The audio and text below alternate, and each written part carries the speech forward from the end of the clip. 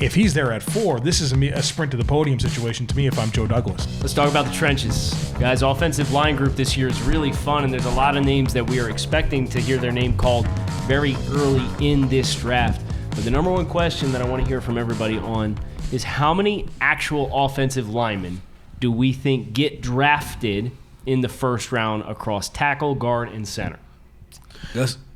I'll go first and we can swing it around. Sure.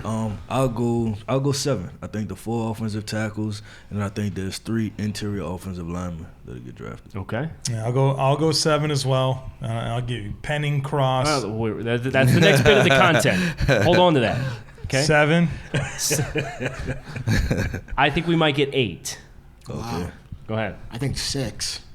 Okay. And I too will take the under. Yeah. On 8? On 7. On Yeah. 7. Okay. So Under on 6, 7. 8. I think there's only 7. 2 interior offensive linemen taken in the first round. We'll see who, but I think there's only 2, not 3. Okay. So we have the 4 offensive tackles, right? Let's see if what consensus we can find. We've got Evan Neal, Alabama. Mm-hmm. Yes. Yep. We've got Ike Mikwanu, NC State. Yep. We've got Trevor Penning, Northern Iowa. Yep. And we've got Charles Cross from Mississippi State. Yes. Yeah. There it is. Is there any other offensive tackle with an outside chance to get into the first round? Raymond maybe from Central Michigan, but I think he has too many questions. So I think he's a scheme-specific type guy, right? zone blocking scheme guy, absolutely. Yep. So I think if the run happens early, I can envision a world in which that's facilitated. Mm-hmm. But it would be a surprise for me as well. But like he's the one guy that if somebody was going to come, that would be the one. 100%, because I mean, if Raymond is drafted early in the second round, there is a massive void. Yeah. From Raymond to the next guy, to the next guy, to the next guy. Like, the depth of this offensive tackle class is at the top, and then it craters quickly. I think we're forgetting about somebody, maybe because he's tucked in that northwest corner of the country, and that's Abraham Lucas. Like I think, NFL offensive line coaches, they love to watch football from the waist down, and I think Lucas showed to have pretty good feet. Everything else is about him, strength at the point of attack, getting his hands right, leverage, and I think those are all coachable things. I can't coach you to be a better athlete, right? So when I watched Abraham Lucas, I seen a lot of promise in his game. We do know there's issues as far as with that air raid offense and just that whole situation, but I thought that Lucas showed to be a pretty good athlete. If you put Tyler Smith's demeanor in Abraham Lucas's body, oh my goodness, what a football player you would goodness. have, right? Yeah. Because that's the issue that I have with both of those guys. And Tyler Smith was another name for some people is going to be a guard, and for other people is going to be a tackle. But for Abraham Lucas, it was the demeanor and play style that he had, where Tyler Smith, I think, is the exact opposite player, where the demeanor you absolutely positively fall in love with, to the point where you're going to have to tell him to say, whoa, let's reel it in. Let's not give him 15 yards every other possession if we're going crazy out here knocking dudes out. Right. Sure. And I think that he's someone that you have to dive into the skill set a little bit more, because you have to think about he was rarely beaten, right? But then he plays in a version of the air raid, which brings questions. He has great feet. He's got excellent length. I mean, so those things kind of made him harder to beat around the edge, right? And so you almost had to dive a little bit deeper into why, or the why where this player is concerned. I mean, but I think that he's certainly someone that can grow into a starter at right tackle with time and pro coaching. It just has to be within the right system. So we got a couple contenders as fringe guys, but not consensus guys. And I think any of them would be a surprise. And then on the interior, we have Kenyan Green, Texas A&M. Yeah. We think he's a high floor player. I know we all believe that as who he is as a football player. Then you also have Zion Johnson from Boston College. Yep. Tyler Linderbaum is another scheme-specific guy. Probably going to be zone exclusive as far as landing spots for him. We've already mentioned Tyler Smith's name. Any other interior offensive lineman that we think could make that push to potentially surprise in that stratosphere of the draft? I don't think so. I think naturally interior offensive linemen get pushed back. So for someone to kind of creep up, they would have to be talked about already. Like, hey, like this is the guy we need to be thinking about. And rarely do you see an interior offensive lineman sneak into the first round. It's normally, hey, we're surprised someone dropped out, right? So, I think I've said this time, man. I mean, but I've never been a fan of choosing guards within the first round unless they're coming with a gold jacket, right? And I think while guards are very important because the most impactful pressure for a quarterback is the pressure that's right into his face, right? So guards are important, but I do think drafts have proven within the last few years that you can find starting guards in the third, fourth, fifth round, right? So I've never been a huge fan of choosing guards in round one, but I think that if there were going to be a guard that I would choose in the first round, it would be Kenyan Green. So let's kind of go through some ideal landing spots for a lot of these names because we've introduced. Before you do that, I do. Yep. So you said 8. Yeah. So who are the 8? Okay. So I see a world in which Raymond gets drafted. Okay. And then the 3 interior offensive linemen that we mentioned. So I think the 4 offensive tackles are going to be off the board by 14. 100%. Yes. Right? Yes. And then you've got teams like Dallas and New England as potential guard destinations with the departures of Connor Williams and what the New England Patriots incurred in trading Shaq Mason. Right? So I think there's a couple of logical spots for guards there. I know Philadelphia, they're getting ready to brace for the retirement of Jason Kelsey. I think that's something to be mindful of as well. I know they drafted Landon Dickerson, but there's a world in which Landon Dickerson stays at guard as well. Yeah. And we know Cincinnati has done a really nice job in overhauling their offensive line. They've brought in a lot of bodies into that mix. Joe, you tell me, is there any environment in which the Buffalo Bills, 100%, because they lost Darrell Williams at right tackle, right? That was a transition that they made. Sure, Spencer Brown's the right tackle, and they've got Ryan Bates at one guard signed for the next 4 years, but Roger Saffold came in as kind of a one-year player. You know, he's a guy that had a shoulder injury that really bothered him last year, and he didn't finish a lot of games, to be honest with you. So I think that they would love to get a fixture that they can groom behind Saffold, be able to step in for Saffold if necessary, and allow them to have more in the holster for future years where the only guard under contract beyond this season is Ryan Bates. I don't know that we've necessarily had a lot of conversation about the Green Bay Packers also cutting Billy Turner off of their roster as well. He's been a starter at right tackle for several years. So that position group, especially when I think you consider the scarcity that you mentioned, Brentley, that exists in both of those spots. I think there's scarcity in the interior offensive line between we covet as the top 3 or 4 players in that group and who are prospects 6 or 5 through 8. I think there's a very stark difference between the two. And that's what makes this draft really fun when you foil that scarcity versus the surplus at a position like wide receiver, which we had in a separate conversation here today. Right. It's like, man, like we got a math problem, as Joe always says, right? It's just what's going to happen. Are we going to get that version of reality in which the offensive line gets so prioritized because everybody views there to be this cliff that comes after offensive lineman number 8 or 9 comes off the board? Yeah, and just to add to that too, I mean, I think it'll be interesting to see which teams view certain tackles as guards, right? And I think that kind of just adds, a layer to it. So let's go through some ideal fits for some of the top guys in this year's class. Let's talk about Evan Neal, Alabama. Played 3 separate positions the last 3 years for the Crimson Tide. Where do we like as a landing spot for Evan Neal to set him and the team that selects him up for the most success? I'll say the New York Giants. Andrew Thomas really came on for them at left tackle, but this is an offensive line that's probably going to have at least 3 other new starters, new coaching staff there with Brian Dable, new offensive line coach and Bobby Johnson. And if they want to give Daniel Jones his best opportunity to showcase himself this year and find out what they have, and they want to get the most returns that they can out of Saquon Barkley, a former high pick that they're paying a good amount of money that's in the last year of his deal, I think the best way to maximize that is make sure they have the blocking. And with Evan Neal and a situation where there's multiple spots on that line up for grabs, and Kyle mentioned he's played 3 different spots, to me that's a very natural option for them with their first round pick. Well, and especially when you consider Saquon Barkley's strengths and weaknesses as a player, consistency in finding and feeling holes has been something that we've seen him struggle with in New York. So go get the best road grading run blocker as far as vertical climb, and now you have Andrew Thomas and Evan Neal potentially as your offensive tackles to really soften and take some of that thinking out of the game for Saquon Barkley.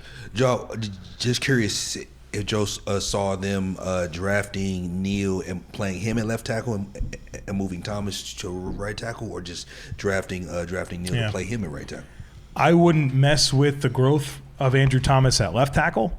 And so for me, I would feel very comfortable putting him at right tackle, where, I mean, arguably that might have been his best year at Alabama at right tackle. And I think that's a very natural position for him. Sure. Ike Ekwonu, NC State, a little bit more zone fluidity than what Evan Neal has to offer. Joe, I know you've watched this guy very closely. You're getting down on the mic. You got another name? Another fit? The New York Jets. There we go. Slam, dunk, fit for Chris the New Schubert. York Jets. Shout out Chris Schubert. You want to talk about, man, two great things happen if you were to get Ike Ekwonu and you're the New York Jets. First of all, you just feel a lot better about your tackle situation, where Becton's just been a complete wild card, and George Fant is, he's entering his age 30 season. I know he played well last year, but he's had injury issues and consistency issues himself. And so, by the way, in the last year of his contract. Right, and kind of So if I'm the New York Jets and I'm thinking all about Zach Wilson, I'm thinking about giving him the protection he needs, because let's face it, for as much as the Jets want Zach Wilson to become this timing and rhythm passer and then sprinkle in the dynamic off-script stuff, Zach Wilson, he struggles with that, right? He wants to be the guy that continues to drift in the pocket and look for opportunities to extend plays and push the ball down the field. And if he's going to do that, he needs protection. And not only that, you want to run the football. You're the Jets. You're replicating the 49ers offense with LaFleur there. And, you like what you see from Michael Carter in his rookie season, but in order for him to take that next step, the things around him have to get better. And I think Ekwonu's the guy that's going to blast open those rushing lanes when you want to run a lot of wide zone. I mean, there's going to be so much space available for Michael Carter to use. And so I think just maximizing that backfield and continuing to build around Zach Wilson in the most meaningful way, if he's there at 4, this is a sprint to the podium situation to me if I'm Joe Douglas. Any other names for Ike Ekwonu? I was going to say Carolina. Oh, of course. Keep him in the state of North Carolina. I think Joe has a favorite stat. Carolina has a new left tackle every single year, right? Since Jordan Gross retired in 2012. Yeah. And so I just think about a team like Carolina where you have so many holes, and obviously there was a glaring hole is at quarterback. Do you really want to draft a young quarterback and put him in front of this offensive line, which they've made some additions in this offseason, to their credit, but left tackle is still a glaring hole. And so being able to get Ike Ekwonu and insert him at left tackle, one's going to help your run game with Christian McCaffrey coming back healthy. But two, more importantly, whoever's starting for quarterback for the Carolina Panthers, they'll at least have a better shot at success while getting ample time to drop back and go through their progressions and hit the receivers with Ike Ekwonu manning the blind side. And I don't disagree there. My only thing is I think the tackle class is a little bit deeper than a quarterback class, right? And so that being said, I think they may assume that you can get a quarterback where they pick at 9 or 8 or something. Six Carolina. And still be able to get a good tackle in round 2. I mean, so yeah. The problem with that for Carolina is they don't have any day 2 picks. They traded him away for Stephon Gilmore and C.J. Henderson and Sam Darnold. So the Panthers would love to do that, right? I think that would change our entire conversation with Carolina. It's trade Christian McCaffrey now. The problem is they have to eat so much dead cap space to do that. It'd be tough for that to be worth their time. I don't know. The challenge with Carolina is and fans tend to get mad at us. It's like you created a really difficult situation where we didn't make these decisions. With the 6th pick in the draft, I can't give you a new head coach, quarterback, and left tackle. I can't check all those boxes with one pick. Don't be mad at me. That's so right, Joe. Let's not get Carolina too upset with us. Let's talk about another offensive tackle. Trevor Penning. Ideal landing spot or schematic fit for Trevor Penning? Baltimore Ravens. I absolutely positively Baltimore agree. Ravens. There could not be a more ideal fit for his style of play. The things they like to do as far as building the trenches with tough physical guys, their power run scheme. I mean, he's a perfect fit. And you think about that division too. I mean, there's just the entire temperament of the AFC North is so notorious for that physical play that all of those teams provide. And now Trevor Penning provides that, but oh, by the way, he's a surprisingly good athlete on top of that. And I think with Trevor too, what I really like is one of the narratives around the concerning parts of his game is how he does in his pass sets.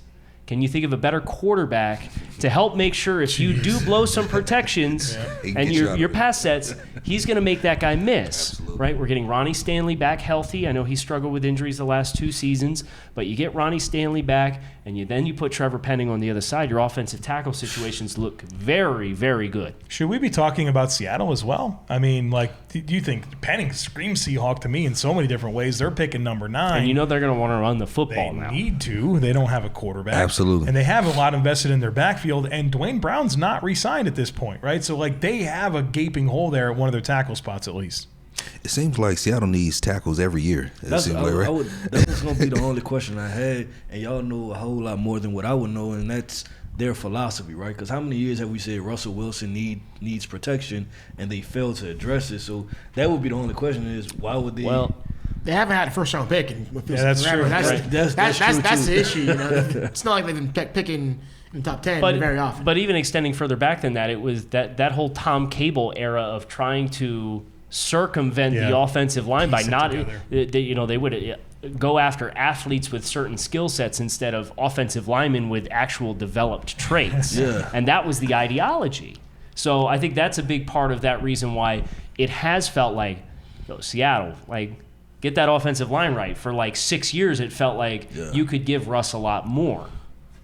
And I think that just also highlights the importance of continuity, right? I mean, because you keep changing out staffs, right? Head coaches get fired. You're bringing in new guys with new philosophy, and not every player fits every coach's framework of players. So I think it makes it more of a challenge. Let's get a couple more of these fits. All right. I want to go to Charles Cross next. And I've got a team that I stumbled into in a mock that I did with Joe this week, but I love any other candidates that anybody has for ideal team fits for Charles Cross in the first round. I got one, and I was going through some of the teams that need to tackle, and you think about teams like the Giants or the Seahawks, but both of those teams primarily want to run the football. And so for Cross coming out of the air raid offense, maybe he's not the best fit for those kind of teams. But what about the Saints? I hope I didn't steal your team. That is the exact team. What about the Saints? You know, they lost Teron Armstead in free agency. Predominantly, Jameis Winston is a drop back passer, likes to air it out, likes to throw the ball over the yard. He's going to need a left tackle that's able to be on the island on the left side and be able to pass protect and give him time. I think the Saints at pick 16, Charles Cross, could make a lot of sense. I think that's exactly why they moved up. They wanted to put themselves in positions to address 2 holes, and that's offensive tackle and wide receiver. We all know Teron Armstead left, and I think the Saints believe that they are a playoff contending team. We continue to go through this, the top quarterbacks in the NFC, and we usually stop at 3. 4 or 5. So the Saints have a shot, right? And it's just a matter of filling those holes. So I think that's why they moved up. I don't think it was to package another deal to go get a quarterback. I think they was like, you know what, let's finish filling out these holes, and let's go ball out next year and see what happens. But Charles Cross to the Saints, it just makes too much sense as far as comparing him to Teron Armstead too. I think they're getting very similar players. So let's do just a couple of interior guys. I want to get the 2 guards. Zion Johnson being the first one. And Joe, I see you perk up here. I know we've had this conversation. Curious if you're going to go where I think you're going to go. Ideal landing spot for Zion Johnson. Man, New England Patriots really stand out to me where right now they got a big hole at guard where they trade away Shaq Mason, and you're looking at like James Ferenc is potentially their starter right now. And they lost Ted Karras. They'll probably slide Michael Onwenu into a guard position. But I just think he's such a clean projection. And I know that you can do the regional thing, Boston College to the New England Patriots, but Zion's a plug-and-play starter. And I think the Patriots need that. They need to run the football. They have a quarterback that's not going to offer the mobility that you're looking for. And so maintaining the depth of the pocket with a guy like Zion Johnson makes a lot of sense for me. And If I can do the classic Joe Marino double dip, Tampa Bay, No. right? Tampa Bay makes a lot of sense. They've done well to add a rookie to their offensive line before in Tristan Wirfs. Now you add Zion Johnson. If he gets to that later part of the first round, I think that you solidify your O-line with him. Yeah, that Tampa offensive line was looking like it could be real problematic, and Ali Marpet surprises with his retirement, but then you re-sign Ryan Jensen, you trade for Shaq Mason, and then if you put the cherry on top and go get Zion Johnson, you might have just as good a group across the middle as what you had last year. Right. And let's talk Kenyan Green. Let's finish with Kenyan Green from Texas A&M. The ideal spot for a guy who we think is a very high floor player. We probably prefer him in a little bit more of a gap style running system. So any names that come to mind to you guys, or at the very least an inside zone system, not somebody who's going to be springing out the point of attack. Immediately, the Dallas Cowboys, and it's because of their offense, their team. They need to get back to what they did when they were, winning games and just bringing physicality to people. I think that's not the same offensive line that was there in 2016, 2017, but everybody seems to think it's the same, right? Because Dak Prescott, the quarterback, Ezekiel Elliott, the running back, but that offensive line, they've lost a lot of pieces, including La'el Collins, and I think you can slide him into that position and immediately make him a player. Or we talked about this guy is versatile, so whether it's left guard, or right tackle. Connor Williams left this offseason as well. Yeah, so they have a lot of holes, right? And I think they need to just get down to the basics, get Dak back comfortable and being able to run the football. Offensive linemen, they're going to come early, they're going to come often. Question of how many, I guess we can see who's going to have bragging rights out of this group when it's all said and done at the end of Thursday.